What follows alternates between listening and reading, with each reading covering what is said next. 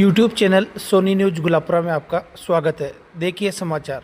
वैष्णव बैरागी समाज विजयनगर द्वारा आयोजित 3 दिवसीय नानी बाई को मायरो कार्यक्रम के समापन समारोह में नगर पालिका गुलापुरा के पूर्व पालिका चेयरमैन धनराज गुजर ने संबोधित करते हुए क्या कहा, देखिए खास खबर यूट्यूब चैनल सोनी न्यूज गुलापुरा पर। सभी नौजवान साथियों का मैं धन्यवाद ज्ञापित करना चाहता हूं कि आपने इस आयोजन के अंदर हम आपने बुलाया, आप लोगों ने हमारा सम्मान किया और इस मौके पर आप सब लोगों का जो हमें दर्शनों का सौभाग्य प्राप्त हुआ।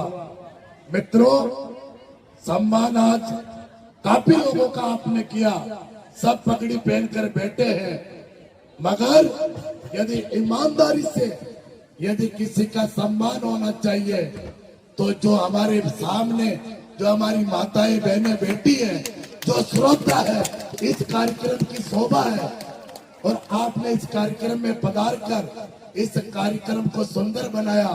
इसलिए मैं मंच की ओर से, मैं मेरी ओर से आपके श्री चरणों में प्रणाम करता हुआ मैं आपका हार्दिक स्वागत करता हूँ, अभिनंदन करता हूँ।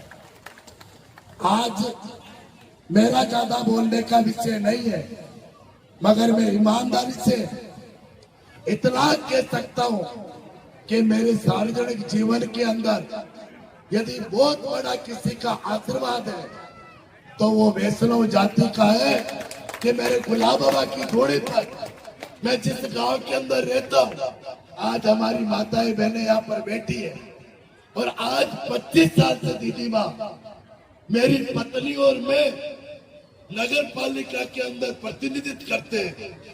मैं गुलाबपुरा का चेयरमैन बना और राजस्थान की हमारी पहली सीट है कि 25 साल के अंदर हमारे गांव में वोट पड़ने की स्थितियां नहीं रही और हमारे को निर्विरोध जिताने में आपका समाज का बहुत बड़ा योगदान। और वैष्णव समाज 4 पूजा की सेवा करता है, भगवान की पूजा करता है और जो आशीर्वाद भी देता है और स्वागत भी करता है, तो भगवान की पूजा करने वालों का आशीर्वाद फलता है कि मैं बैलगाड़ी चलाने वाले को आप लोगों ने आशीर्वाद दिया तो गुलाबपुरा का मुझे चेयरमैन बनने का सौभाग्य प्राप्त। तो आज ईमानदारी से कह सकता हूँ कि मैंने चेयरमैन बनने के बाद मैंने गुलाबपुरा में बैलगाड़ी चलाई, मैंने काम किया और चेयरमैन बना तब मैंने गुलाबपुरा शहर में जो काम किया वो सब लोगों को पता है। मगर मेरी इच्छा थी, मैं ज्यादा पढ़ा लिखा नहीं था, तो मैंने सोचा कि मैं नहीं पढ़ पाया परंतु आने वाली पीढ़ियां बिना शिक्षा के नहीं रहे, तो मैंने 30 साथियों के साथ मैंने वैष्णव जाति को मैंने 3 करोड़ रुपए का छात्रावास का प्लॉट लेने का मैंने गुलाबपुरा में काम किया। मैंने 10 लाख का भवन बनाया और मेरे मन संचालक जी कह रहे थे समाज का कोई भी मुद्दा आया हम चट्टान की तरह समाज के साथ हम खड़े रहे।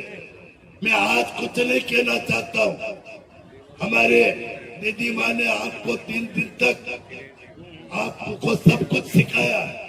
आप कथा सुनोगे तो भगवान की बातें सीखोगे, नेताओं को सुनोगे तो राजनीति की बातें सीखोगे और किसी की बातें सुनोगे।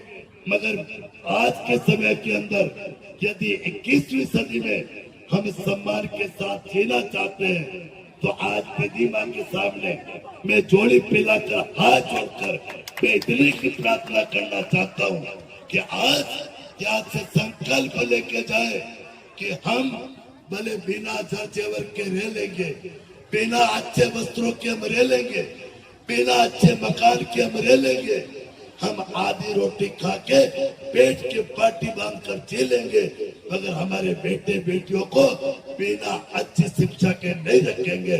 उनको पढ़ाएंगे, उनको आईएएस बनाएंगे, आईपीएस बनाएंगे, उनको अच्छी शिक्षा देकर जब तुम्हारी बेटी आईएएस बनकर तुम्हारे घर के सामने आएगी तब तुम्हारी कितनी छाती फूलेगी उसकी कल्पना करने की आवश्यकता है। इसलिए मेरी प्रार्थना है अपने बेटे बेटियों को अच्छी शिक्षा दो उनको आरएस, आईएएस, आईपीएस सारे अधिकारी बनाने का काम करो।